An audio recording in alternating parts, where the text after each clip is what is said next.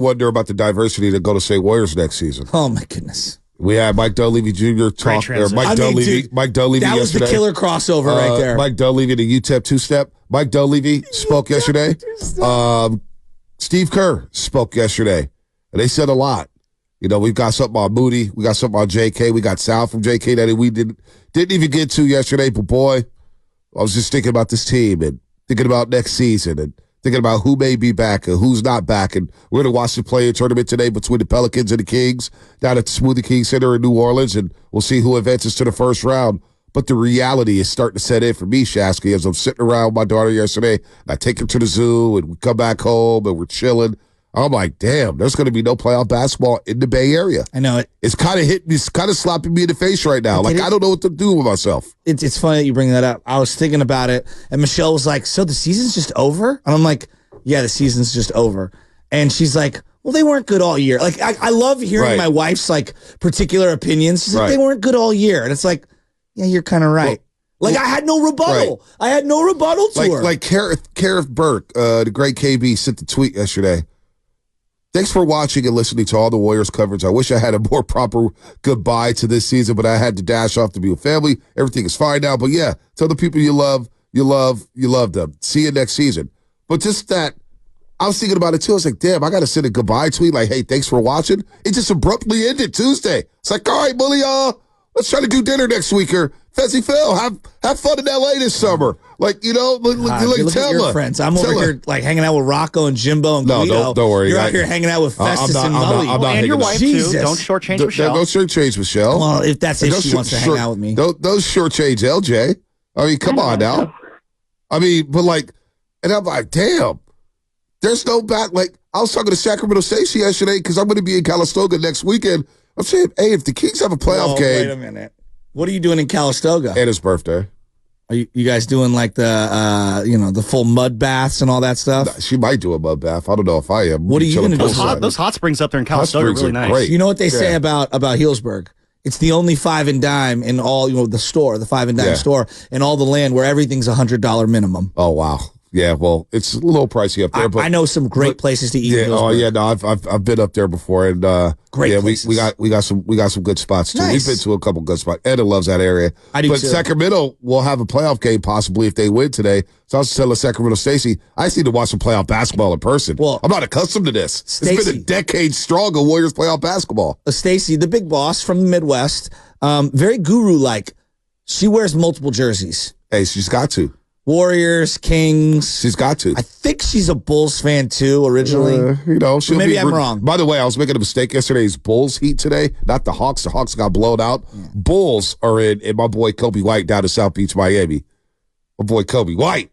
Kobe? $12 million a year, man. Woo! He's a player. But the Warriors need some players. And they need to tinker with the roster. And Dunleavy said a lot. He basically left a lot of things open. Before we even get into it, Chasky, what was the takeaway with Dunleavy? What was the takeaway with Kerr? Let's start with Dunleavy. Well, I just felt like everybody was going over the top in terms of like we know, I know how important the big three is. We all know how important the big three is. But it felt, I don't know, it just felt so over the top. Like, we got to bring everyone back. It's like, I just wish you wouldn't play your hands so openly. I don't think they said that. I don't think they said that they were going to bring everything back. Everyone knows how important they are. And I just think we go over the top in terms of the importance of everyone. I don't know. I think they're in a really tough spot, too, because you can't really talk about what your real plans are. You're not. Like, for example, I was thinking about last year, how they praised Jordan Poole, at the end of the year. And, Jordan Poole, he's a big part of everything we want to do moving forward and blah, blah, blah, blah. And then almost instantly, he gets removed. I just think being a GM is very, very difficult. You don't want to suppress anyone's value publicly that you are going to move. You don't want to ruin anyone's confidence that you do want to keep. But you want to give the media something. Like, there's a give and take here, and it's just, they're in a really tough spot. Everybody's angry. The season ended. Yeah. Everything that you say is getting dissected. Right.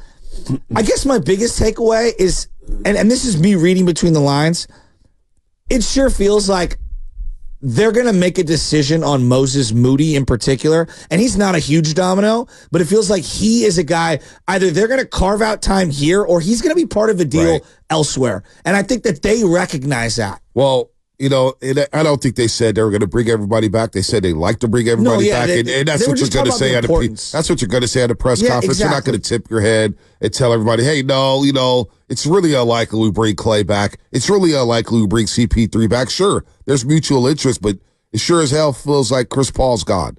That it feels like he's not going to be back playing with the Golden State Warriors one way or the next other. Season. He wants to play heavy minutes and he wants to lead a team, and I like he'll probably come back here. He enjoyed it, but it's hard for me to see Chris Paul being back with the Golden State Warriors. As for Klay Thompson, watching him in that presser again, I keep thinking back to what we see from Klay Thompson as a human being this year and how he wears emotions on his sleeves. And he's sitting there at the podium. How can he not be thinking, boy, this could be our last time at Chase Center? You know, this could be my last time, you know, talking to the media here at Chase Center. This could be the last time I'm cleaning out my locker. This could be the last time I'll pull it up to walk into Chase Center. My key card works. I have no idea. So we're going to figure this out because Joe Lacob cannot pay over $400 million for a roster that did not make the playoffs. And one thing I know about Joe Lacob, the guy wants to win. Yeah. He wants to win. So don't get it twisted. He wants to win, and they will exhaust all options to try to run it back and win. But what does it look like? Well, no idea. It's interesting that you bring up that. Bobby Marks put out this like spreadsheet about how things work when it comes to apron 1, apron 2, and how you got to get below stuff. I guess the template for Warrior fans is if you want Clay back and you want them to be able to have draft picks so that somebody else that's already on the roster would get traded with draft picks to improve the team. If you want Clay back, the number that you're kind of circling is $19 million for Clay, and they would have to waive multiple guys and either re-sign them to smaller deals or allow Chris Paul to just opt, like they're waiving him and they're not getting anything for him. And $19 million for Clay, going back to your pecking order and like how does Clay feel about that? Let's say it's a 2-year, $19 million deal. Is that insulting to someone like him? I mean, if you're Clay. Because I'm now thinking about it from the way that you've been presenting it, and I'm saying to myself, if that's what they want to do to get under that apron, and you're saying to him, even if you give him 3 years, like let's say. Well, maybe 3 years does get him. Maybe it's 3 to 4 years. Maybe it's just the principle now. Maybe Clay, because Clay, he sits there, and I don't know how Clay feels about it, but the 2-year, $48 million deal got reported in the offseason, right? Right before the season, hey, they offered Klay Thompson 2 years, $48 million. They're now far apart. Maybe Clay saw that and said, well, where's my player option? Where's my third or fourth year? You know what I'm saying? Like Andrew Wiggins and Draymond got theirs, and not the pocket watch on what they're doing. But if you're Clay, you're thinking, boy, I led the team in minutes during the championship run. I played heavy minutes in the postseason last year. I played 77 games this season now. But where's my player option? But here's what I would say is like, do we as a fan base really want 3 more years? No, I probably not. As a fan base, you probably don't. Not just Clay, but Dre too. Like that's why the Dre thing was like last year's Dre deal. I thought it was 2 years too long. Maybe, and he's got the player option. He's probably already opted into the player option. Real quick, let's go to Coach in Vallejo. Coach, what's happening, man? Coach, good morning, buddy? Hey, good morning, guys. How you doing? Great. Good, Coach. Good morning. You know, first of all, the old saying goes, Father Time is undefeated, okay? These guys are not going to get any better, okay?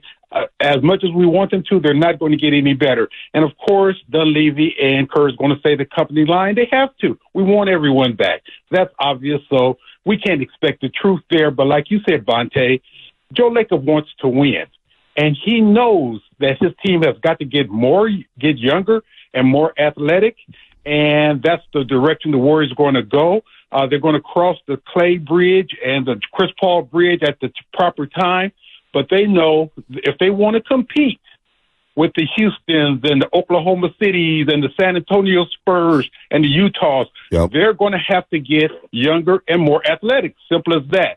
It's a harsh reality.